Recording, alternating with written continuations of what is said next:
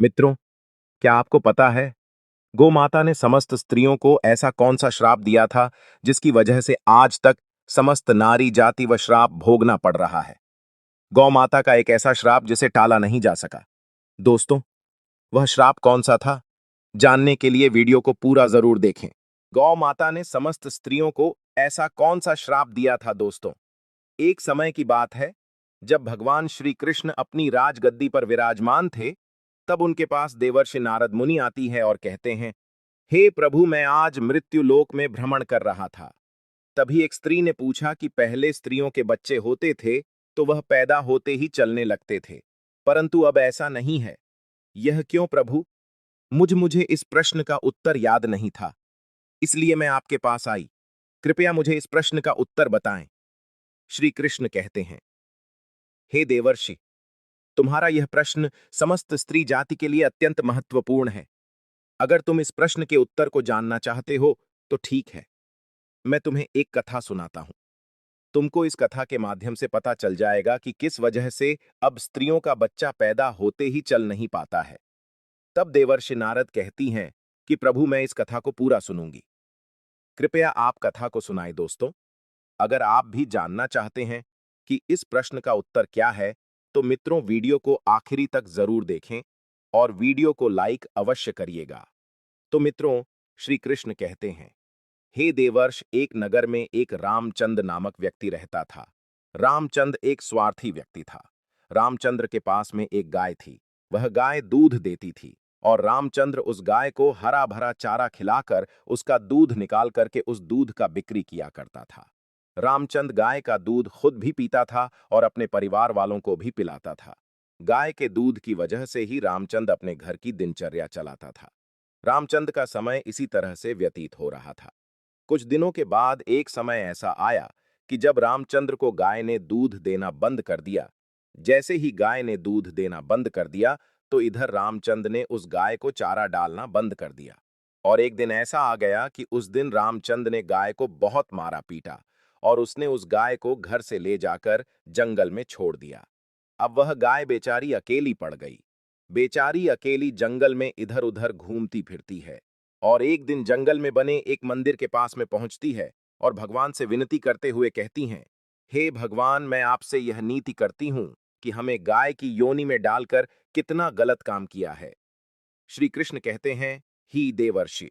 वह गाय कहती है, देखिए, जो आपकी 84 लाख योनियों में सर्वश्रेष्ठ योनि मानव की है, वह कितना पाप और कितना दुष्कर्म करता है। वह गाय आगे कहती हैं, जब तक मैं दूध देती रही तब तक उस व्यक्ति ने मुझे अपने घर पर रखा, हरा भरा चारा खिलाया। जैसे ही मैंने दूध देना बंद कर दिया, उसके बाद में उसने मुझे चारा भी नहीं डाला। इतना ही नहीं, उसने तो मुझे घर से बाहर ही निकाल दिया। अब मैं इधर उधर भटक रही हूं।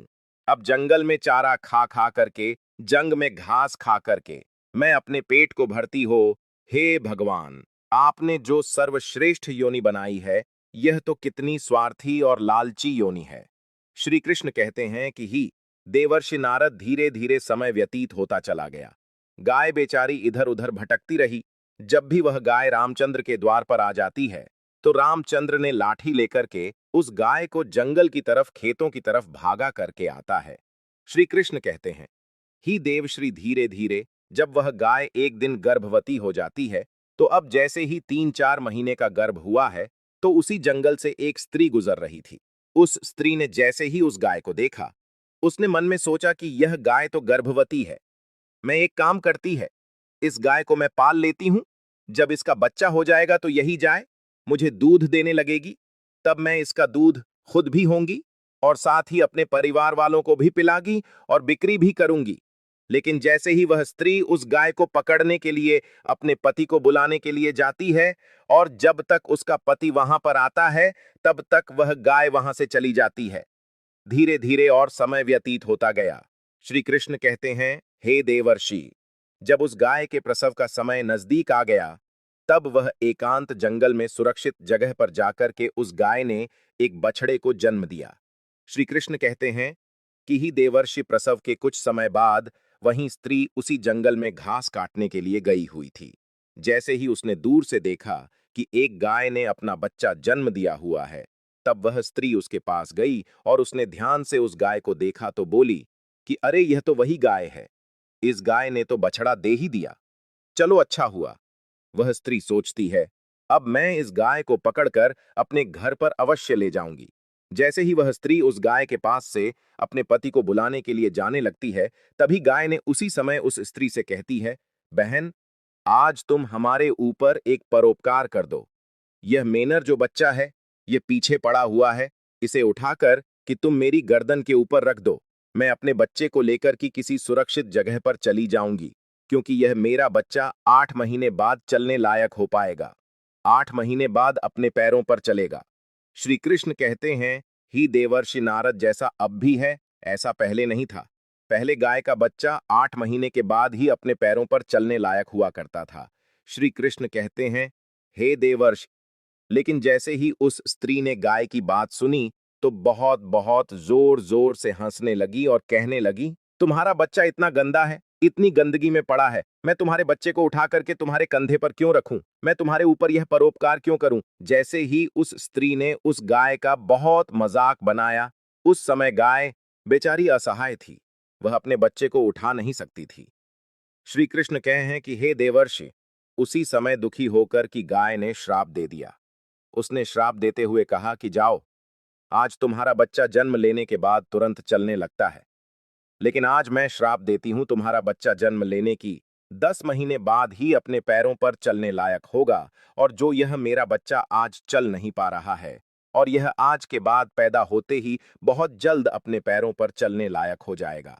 श्री कृष्ण कहते हैं, ही देवर्षि, इसी श्राप के कारण स्त्रियों का बच्चा जन्म लेते ही अपने पैरों पर चल नहीं पाता। दोस्तों, सतयुग में सुखदेव पैदा होने के तुरंत बाद ही अपने पैरों पर चलने लगे थे, और वेद व्यास भी जन्म लेने के तुरंत ही बाद अपने पैरों पर चलने लगे थे।